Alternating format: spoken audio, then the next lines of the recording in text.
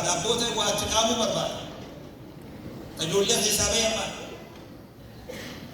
Madrasaa kolleejjiin tuni kolleejjii akka mana keenyatti masruufa yaadnutti itti yaaduu nu barbaachisu tura.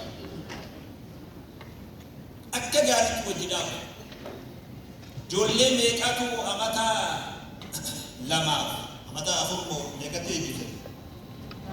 Amata shanii diploma yote yolletu nama meeqa mannu kun amatatti qeebala soddoma ilaa afurtamaa yoo jedhu mucaan tokko mana kana keessa ama sadii taa'u kun baatitti meeqa nyaata yoo jedhu nyaatuma dhugaatii isaa uffata isaa of danda'a nyaata dhugaatii isaa meeqa nyaata yoo jedhu warra waa hisaabutu as keessa jira warri dalagaa jirus ni jira. Zaman kalawaa dhufee kuma lama kuma sadii guyyatti meeqa nyaata namni kun yoo jedhan kuma dhibba shan kuma akka kolleejjiitti akka hawaasatti kuma lama nyaata yoo jedhan baatitti meeqa nyaata kuma lamaa jennu kuma jahatama nuti jimaa guyyaa sadiitti finta warri akkana jiruus guyya tokko fitaa'uus kuma jahatama baatitti ani yooni akkaawuntii jara kanarra kaaya an maallaqa qaba darasicha asin baratu kana guyyaa hamaata afur booda eebbifamee abbaan isa dhaleerra abbaan ana sheeri qabamu haati tuni mucaa kana wajji umri sheeri namni mucaa kana gargaare kun waan inni hojjetu cufa rukuwaa inni godhullee qoodarraa qaba siitu dalagani gabaabaa dha gargaaru karaan ittiin gargaaru gabaabaa barattoota san tokko yoo dandeenye waan mokkoramee waan laalamee jira markaza adda addaa jira finfinnee tana keessa abbootiin qabeenyaa tokko nama 10 fudhataa tokko nama 5 fudhataa tokko nama 3 fudhataa tokko nama 20 fudhata waan nama 20 akkaawuntii irra kaaya maatii lokkabii waan nama 5 akkaawuntii irra kaaya waan nama sadii akkaawuntii isa irraa osoo rakkoo takkaa fi hadhaa takka waan nyaatan hin yaanne ijoolleen qaraatee baala haalli kun nu hundarratti hannaa qabadhaa isin amata afur booda ustaazatu waaw ustaazittii takka takkaree asii waa qaraatuu takka kanneen illee ijoolleen mana haadhaa teessee qaraate ganaa fuula dura yoo ta'e badee ustaazittii intala takka narsi yoo intala takka doktora leesan tenya doktora ti deemu dibdibee letaree waa qaraatu afaan san qofa qaraatee gara doktorummaa deemaa jiru fakkeenyaaf isin keessa nama sanillee caalu jiru intala san uummataa barsiifne jechuudha tokko nama gargaaruun ni ulfaata bakka uummanni bu'aa irraa qabu gargaaruu qabu laafaa fuula dura oduma biyya kanarra nuti jirru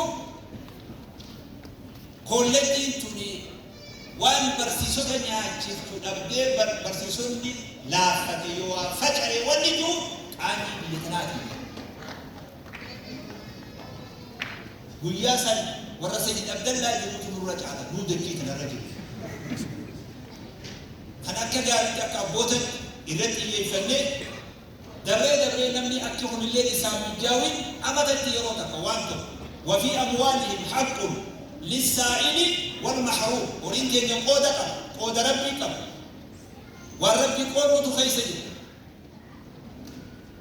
أما تبت أبوتين كبينيا برانا غير نما سنجر نفسر أسر نفسر نبيها إتما غير يوخسر رافون التالي أما تبت هوري خينير مدرسة كولجين تقودا غرابون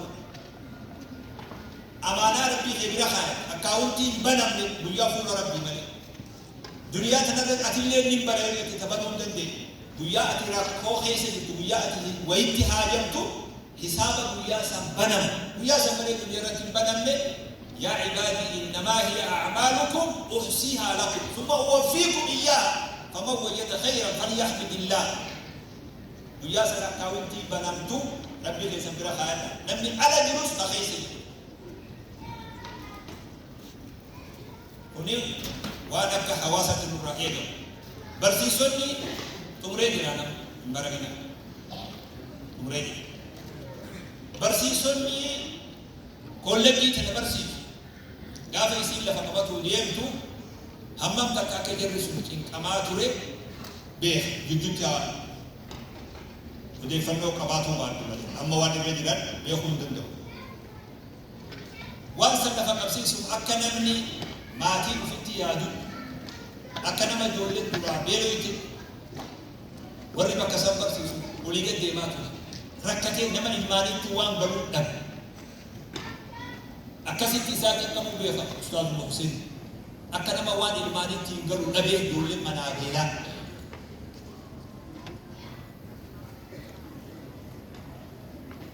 Wayita namni tokko waan ummataatiin jecha hirriba dhabu. Nuti immoo hawaa harkaa qabnu waa godhuu dandeenyu bakiiluu jiruun asitti baddee beeku. Kanaafuu barsiisota kana jazaa rabbi isin haa kafalu jechuun barbaada. Ifaajan ummataaf rakkatan namni irratti beela'eerra namni rakkataan jiru beeku. Mataa keetii beela'uu si wayyi ijoolleen 40 30 waan torbaan as deemu itti kennitu yoon qabaanne ati haadha ilmaanii tawaa dhabde harkaa dhabde jechuudha. Dubbii ulfaataa beeku waan laafaami namni laafaan ba'atuu hin danda'u. Baatun danda'u ni bilaafa. Haalli akkanallee yaa dhiiroo manni kuni sababaa ijoollee tana waan nyaachisu qabuutiif nu harkaa faca'aa jechuu yaanni guddaatu. Ifaajeessa hunda saffaranii obsanii marsaa 2 3 4 har'a shamarran illee dabalatee eebbatanaan gahuu qofaami fuula durallee galmeessuudhaaf qophooyne wayita jaal beeyamaatii bile. Ajaa'iba horii dhiqatuma. Ajaiba horii dhiqatu ka hiraatan qabne nama hiraan uumaan jiru ka horii dhiqu sahanaa dhiqu jennummaa murannoo rabbi irra of kaayanii namoota tokko tokko ka tola oolu ka hawaasaaf gargaaru itti gargaarsifatanii guyyaa kanaan eegan galata rabbi isaanii haa kafalu fuula durallee cimaa rabbi isin gargaaraa rabbiin isin wajji jira gargaarsi rabbi isin wajji jira bu'aan ummataaf bu'aa laafaanii keessaa'u barattoonni mana kanarraa eebbifame walitti hidhamee ijoolleen tuni jeeshiidhaan nuti sufaraa jettee biyyoo waaqaraa jedhamu. Nuti ambaasaadarota madrasaa mana barnoota kanaatiin waan ajaa'ibaati. Dhugaa daqiiqaa amma jirurra maal jedhanii garee barattoota dubartoota kolleejjii Imaamun Nawaawii garee san hiikanis namarraa kaaftan. Sini gala gruppii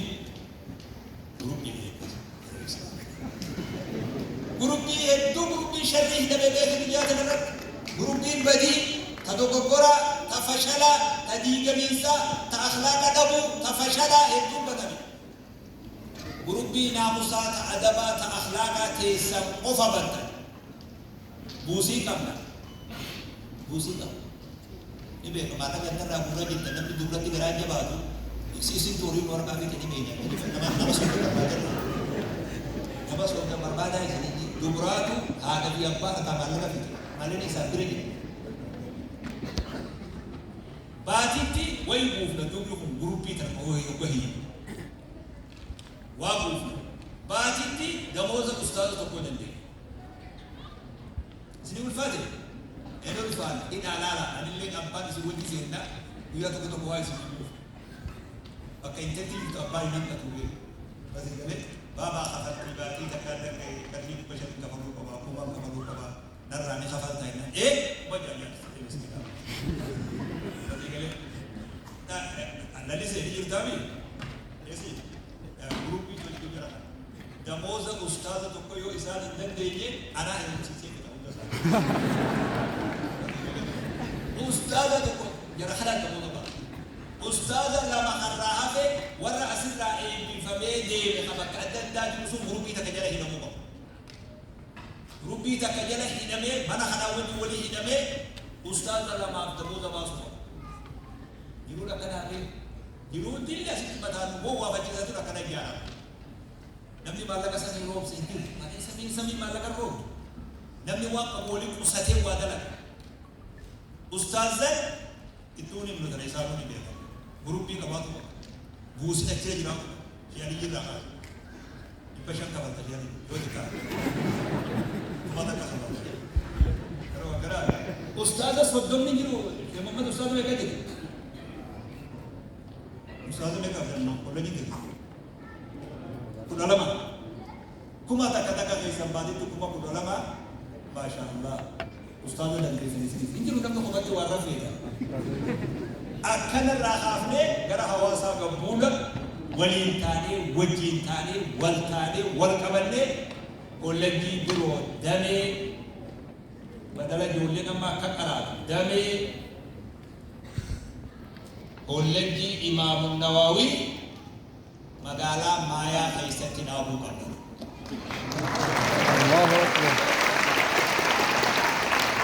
Magaalaa Maayaa jechuun gar shaggar bayaa jechuudha. Namaan galtu gaafa gadi dandee dura yaa'u mataa. Magaalaa Maayaa jechuun shaggar baha Itoophiyaa. Magaalaa akkasii shaggar. Magaalaa tana keessa lafa barbaaddaati. Wanni itti dura taa'aa jireef namni kasi faarsu bilaashitti. Dachii kolleejjiin irratti ijaaramtu fuudhan. Masii galee namni waa barate, namni waa hojjetu barate, mana maratu beeku. Qorqorroo dhaabne keessa barsiifne ofi hanga guddannutti. Dachii sii fuudhamu. Mashee mul'atu. Maayaa siiti. Keessatti kolleejjii bara as deemu. 2047 seenne fi 26 as deemu odoo inni xumurame 18 Itoophiyaa osoo xumuramne kolleejjiin achi mana qabaatu qaba. Warri hawwata gurra isin qalau dhiirtinis dubartiin magaalaan duutee jimaan du'e gurra kana qabuu hin danda'u. Jimaan hin duune akkana bayu. Takkaa isaa du'e garuu nagaa bayu. Alhamdulillah. Magaalaan duutee naajaa tiroo ni tiroo sharaa keessa dhaabbatee inni. Sammuu guyyuu duutu bajeetta kan masgiidee jira. Sheekha magaalaan duutee toole sharaa keessa dhaabbatee. Egaa taasisa argamu. Kuma bobba'amee numa galanii galanii hojjetu. Hanga durii kaa duraa irratti magaalaan duutee hinduun ni dira. Jimaan du'e magaalaa dhabee waan duuf dhaba'uu fedhu. Jimaan fedhus du'us uummanni sadi kuma jira.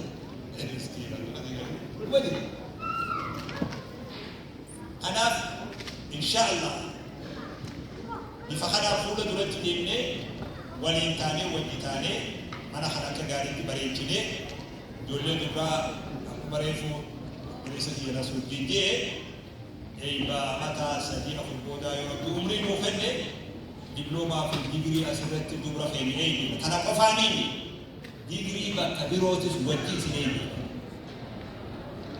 Mausa. Karena jika nak toko sini juga anggap tadi kita jalan muat. Ada gas dia. Gas dia ada sini. Kan kita dia mafu. Dulu kita makan apa tapi nak lebih lebih.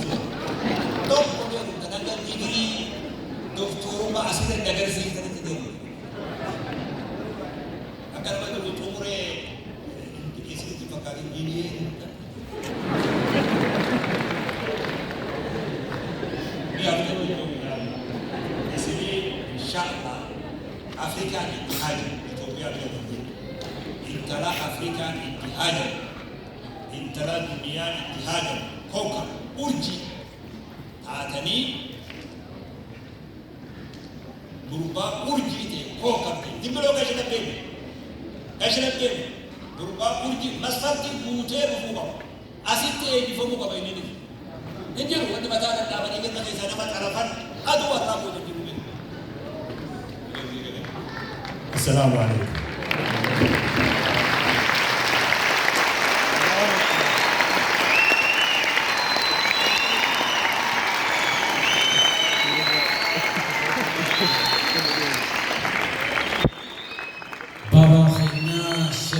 keenya Sheikh Amin Ibro Haminen Sinkhanitan Litikata Meeguta